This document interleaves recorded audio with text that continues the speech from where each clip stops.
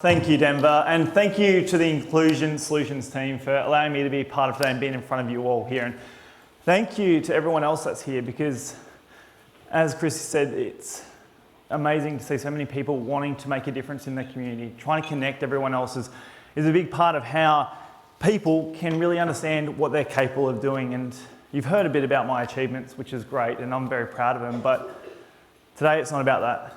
It's not about what I've done, what medals I have, although I'm always a bridesmaid, always a silver medalist, never the gold. But we'll get away from that. Today, it's about the journey. It's about identifying certain things, it's about finding opportunities, it's about opportunities being presented to you. And I'm going to share you a little bit about that. But firstly, you heard that I have a disability. Obviously, being a Paralympian, I have to have a disability. So Denver, back up here, mate. He's getting worried now. Look at him, he's nervous. Definitely wasn't expecting this. Do you trust me? Mostly. Okay. Yeah. Jump right in, mate. Sure. Okay, so I want you to just do the actions that I ask you to do for me, okay? Facing the audience, please. Hold your left hand out, palm down. Okay, now can you rotate your hand as fast as you can? Rotate it as fast as you can. Come on, faster. You can do it fast. You're a bowler, mate. Come on. Okay, now open the hand up. One finger after another. Good. Good. So now on the right hand, can you do the same thing? Faster, come on. You're right hand, right? Yeah. Look at that, so much better. Look at that go. Yeah. Look at that go. Now same thing with the fingers. Good. Both hands out. Rotate as fast as you can together. Faster, come on. Now do the fingers thing, okay? Cool. Yep, cool. Now lastly, both hands up in the air. Wave to the audience. Say that again. Wave to the audience. Hey guys. You got to wave back. Okay, now let's go down to the feet. Left foot. Yep. Foot out. Rotate as fast as you can. Good. Nice. Right foot, can you do it? Both feet together. Oh, jeez. Are you going to pick me up? Okay, last thing. This is always the hardest to do, but I believe that you can do it. Stand on the edge of the stage. Jump off. Turn around. Now backflip into the audience. No, I'm joking. No, thank you very much, Denver. Cheers, mate. Okay, now the reason I got Denver up on stage was I want to show you all how my disability affects me. So, as Denver did, first thing, hand out, rotate as fast as I can on my left. I think I'm faster than you on the left. Okay, yeah. And then doing the same thing with the fingers, no problem there. Left leg, can do all that, no problem. But if I go to my right side, I try to rotate as fast as I can. And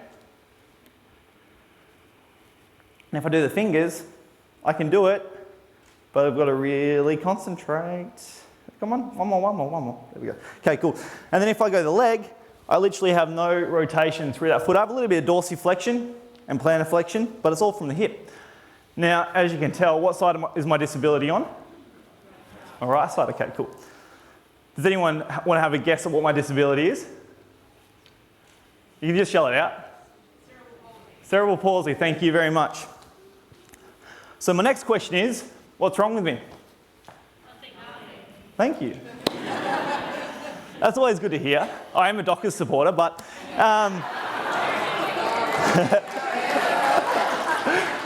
but this is a perception. Whenever I had a conversation with someone, they would always be quite open and honest because, to be honest, when you see me, you don't see my disability. I'm very fortunate. I do have red hair and freckles as well, but that lets me down sometimes. But most people are pretty good about it. However, there are times where I have conversations and as soon as I bring up that I have a disability or I'm a Paralympian, the next question is, so what's wrong with you? But that's the mental mindset, that's a shift that we've had as a society. It's groups like this that truly understand that a disability doesn't define who someone is. A disability doesn't change who you are. Sometimes it can be a detriment, but most of the times, to be honest, it can be an opportunity. Not just for the individual, but for the people in their lives as well. And see, when I was born, everything was normal, everything was all good. I was 3 years old, and my folks, they were starting to question, why was Brad crawling more than walking? Why did he choose to do that? So they took me to a physio. And straight away, the physio said, your boy has cerebral palsy. And to be honest, my parents became so scared, they were shocked. They didn't know how to bring up a kid in this world with a disability. My dad was an army man. He was in the army for 9 years and he was tough, he was strong. Now all of a sudden he's seeing his boy as being someone who's fragile. Because they didn't understand, they didn't know how cerebral palsy was going to affect the rest of my life. Thankfully, although they had their initial shock and the confusion, they started to do everything that they could to try to make sure that my disability wasn't going to be an excuse for my life. My dad would stretch me for half an hour every day. He'd pull me inside early. My two brothers would be playing outside, having fun, and I'd have to come in early and do some stretching. My dad actually built me a box at 15 degrees to put up against, so I had to stand up against the wall. The box is like this, I had to stand on top of the box, and the whole thing was trying to push my heels down, because for those, like I showed you with my foot, I really have no movement at all through that foot in terms of that sort of a up and down motion. So it was all to build that, but also the length of my leg, because when I was younger, my leg on my right side was 4 centimetres shorter. And so this helped my body understand that it had some growing to do on the right side. And it was things like that that really provided me with the opportunity to be who I could. Now, my parents loved sport. My parents were sporty people, which is great, because sport was my passion. All I ever wanted to do was wear a baggy green, to become the next Adam Gilchrist. Now, come on, you should know who Adam Gilchrist is. If you don't, read up on him. He's Australia's best ever wicketkeeper batsman. Is that correct? Yes, thank you. Denver's a mad cricket guy, so I can always rely on him. And I just wanted to be Adam Gilchrist. But the older I got, the more I started to understand I had a disability. The more I started to get told I had a disability. The more I started to get put outside because I had a disability. I started getting selected last on teams. People started calling me names. I had names like Cripple. One was quite inventive, but Limp Bizkit, because of my limp, and I had red hair, so I won't get into it. But when kids want to make fun of someone, they can be quite inventive. And although it's just words, when you don't have self-belief, it can be quite detrimental. And I really struggled with self-belief. Self-belief was something that I found very hard to find. I had others in my life, my family, those that are close to me, trying to help build me up. But I had to make that next step. Sport was the only way where I felt like I could justify my worth to society. It was a thing that I felt passionate about. It was a thing that I felt like I could do better than most. Let's fast forward now to when I was 16 years of age. I loved playing football, loved playing cricket, loved playing any sport. Outside, I didn't care what it was, I'd play it. I was playing able-bodied football, or just your mainstream football, and my teammates did a stupid thing. They named me captain of the team. I'm not a leader. No way in the world was I a leader. I couldn't even last a quarter of the game. I think the reason they named me captain was I never shut up. I could just bark orders the whole game. So that was going to be the way. But I thought, okay, if I'm going to be a leader now, I need to start leading by example. So what's one thing that I can control that I need to improve on? And that was fitness. I couldn't even last a lap on the track, so I started to run more laps. Within a couple of months, I went from a guy who couldn't even finish 400 to a guy who could run 10K. Now, it wasn't the fact I couldn't run 10K, it was the fact I never actually applied myself. Once I started to apply myself, I started to realise, okay, Brad, you can actually start to do these things. Fast forward 2 more years, and this kid who was very vulnerable started to have a little bit more confidence, started to stand a little bit taller, started to show his worth to the community, because all of a sudden I was seen as being someone who was normal. My dad seen in the paper, the Australian Paralympic team had a talent search day. They had a talent search day in Bunbury, of all places. First time it's ever happened. My dad said, Brad, let's go. Who knows what you can do? I said, no, I'm not good enough. No way in the world will I be good enough to ever be a Paralympian. But deep down, the reason I didn't want to go was this was for people with disabilities. I didn't want to be known as one of those people.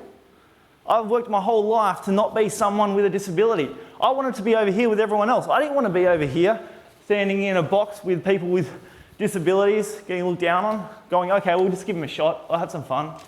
I didn't want to be known as one of those, so I didn't want to go. Thankfully, my dad forced me to go. He literally threw me in the car and walked me in there and signed me up. I walked into this gymnasium. I just remember looking up, and there was people in chairs, people with walking sticks, people with all different types of equipment that I've never seen before. And I was 12 years old again. I felt so vulnerable because I'm like, I'm not one of these people. I'm not one of them. And that was my belief. That was how I was brought up. It wasn't anything to do with my parents, just because that's what my school life, that's what everyone else around me externally, that's the environment people were creating. That people with disabilities had to be over here. I didn't want to be over there, I wanted to be here, as I said. But the greatest thing happened that day was they started off with the beep test, and for those that know the beep test, it's quite punishing. It's just up and back running. How long can you last? And it gets faster and faster and faster. I finished the beep test, and they said, Brad, you've just broken the record for the beep test. How would you like to go to Canberra and train at the Australian Institute of Sport for a week, see if you like athletics? So I gave it a shot, and they said, hey, would you like to come back on scholarship? So I moved to Canberra 6 months later. This is a kid from Bunbury who grew up with everyone telling him he wasn't good enough. There was a few people that told me I was, but it was mostly telling me I wasn't good enough. To now being at the centre of excellence for sport in our country. That was my dream. All of a sudden, my disability, the place that I didn't want to be, in the bubble that I didn't want to be in, was now my opportunity to become potentially a representative for Australia. For the next 18 months, I worked tirelessly with my coaches, with support staff, with my family, to try to qualify for the Beijing Games. I did that. I took 12 seconds off my time in 800 in 18 months to then qualify for Beijing, where in front of 90,000 people, a kid that was ranked probably 8th or 9th in the world, finished second and won a silver medal. Now that's pretty cool, right? It's great, and like I said, I'm not focusing on the performance or anything like that, but it's just to show that at the end of the day, I started to believe in myself more and more, and then once I started to accept my disability, I started to become open to the opportunities that were there. When I was a kid, my parents had to create those opportunities for me. My dad had to do the things that I didn't want to do because I couldn't understand it. I couldn't comprehend what my disability was. He took that ownership, and he helped me, and my mum helped me to become the person I am today. If they didn't do that work then, there is no way in the world I would have ever made it to Beijing or anything else. Because they created that opportunity. Once I was old enough to start to understand what my disability was, I could then take ownership, and which I did. And I'm so thankful for that, because I see myself as a lucky person, and I do believe you have to make yourself lucky, you have to create lucky opportunities. But back then, I couldn't do any of that. The people in my life had to do that, and they did. Thankfully, they did. Unfortunately, not everyone has that. And that's what people like you are here to do. Go and help people become who they can be by providing sometimes that glimmer of hope, that opportunity that they can be better than what everyone else is telling them. Provide them with the opportunity to become the person that they can become. Now, through all my sporting journeys, I've had some amazing things happen. I've always aimed for gold. I've always wanted to be the best. And it took me a long time to understand that it isn't the result that's important, it's the process. Now, I'm hoping this works. We'll see if this works. To give you a bit of an idea, at the Rio Games in 2016, I was ranked 2 in the world again. I was expected to win silver, if not gold. I went into that race confident, although I did injure myself 3 weeks beforehand, and the reason I'm telling you that is it will come up in a second, and I didn't sleep for more than probably 2 or 3 hours a night for 3 weeks. And I was in severe nerve pain through my whole my left side of my body. But at the end of the race, the guy that was expected to finish second at worst finished 6th. I was embarrassed, I was upset, I just wanted to crawl into a ball and just feel sorry for myself on the track. But I realised those moments are important. Those moments you can still have positive impact. And even though I was feeling like crap, I just wanted to get out there. I knew that I was going to have an interview with the media after that race. And I went through my head, okay, what are you going to say? Do I make excuses? No, I don't want to be one of those people that makes excuses. Because my whole life, it's been about creating opportunity. And there are going to be people at home watching me, wanting me to be the best that I can be, and they're supporting me. I don't want to go and make excuses in front of them. Even though I feel it internally, I feel like crap, I want to make sure that I can help them. So this is what happened. To all those kids back home with a disability, your disability doesn't have to be your excuse. It can be your greatest opportunity.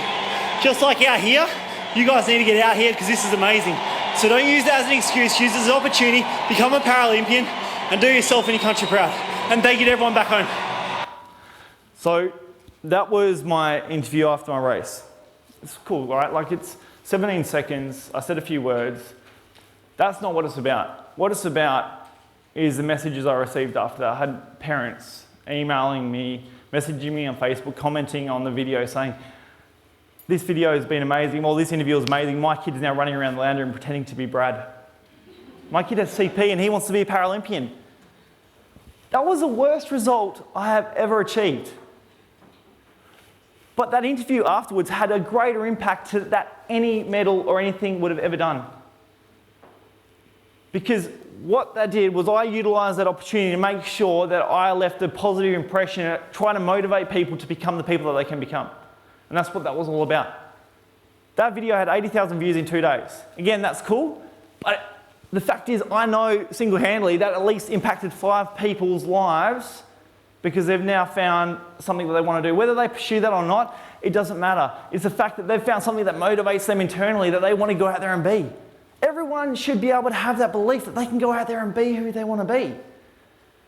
Because self-belief, although I think it's underappreciated in a lot of ways, it's the most valuable thing we can ever possess. Because if we have self-belief, anything is possible. You take away self-belief, everything becomes harder. Because it doesn't matter what's happening in your life. If you have self-belief, you can go out there and you can make change. You can do the things that you want to be. Because people can tell you no, but if you believe in it and you want to achieve it, you can still go out there and do it. Now, which brings me to retiring after Rio. I wanted to do for other people what everyone has done for me. They created a life for me to be able to become the best person that I can. I had people that believed in me even when I didn't. I had people that would support me and do the things that I didn't want to do to help me to get to where I wanted to be. Now that's why I want to do the same. I started coaching back home in Bunbury. I started doing things to help out other people in Bunbury. I wanted to give back to the community that gave so much to me. And then I had an opportunity through APM, Advanced Personnel Management. For those that don't know, they've received the contract to roll out the NDIS through most of WA. And on that, there are a few people throughout the state, about 30 of us, that are called community capacity builders. Basically, of sorts, we're almost like an inclusions officer. We go out there and we have conversations with people with disabilities and find out what's missing out there. What are the things that they want to do that they are struggling to achieve? What are the things that are missing in the community? What are the things that need to be improved in the community? What are the conversations that need to be had? Who are the people that we want to link? These are the things that I wanted to do when I came back home, and there was a perfect opportunity through APM. And now I get to go and do what I love. I get to go and do those things and help people, like I said, that just helped me. And is that coming around full circle or what? Like, how amazing is that? How amazing is that I get to do that as a role now to help the people, to help the community that helped me out so much. And although, yes, I am resourced to do it, that's where it's so good to see so many people in here that want to make that change as well, that want to be in the community and help out. Because the more people that do that, whether it's on a volunteer role or it's your paid opportunity, that's what we need as a community. We need people going out there and, as Chris said, being proactive, being approachable, willing to go out there and sometimes doing the things that we don't want to do because it's what the community needs, if that makes sense. Like, I know my dad, this is the last thing I'm going to say, but it's pretty important. I remember I played cricket and we started at 8:30 in the morning. My dad was working shift work, and this is the thing you never appreciate as a kid.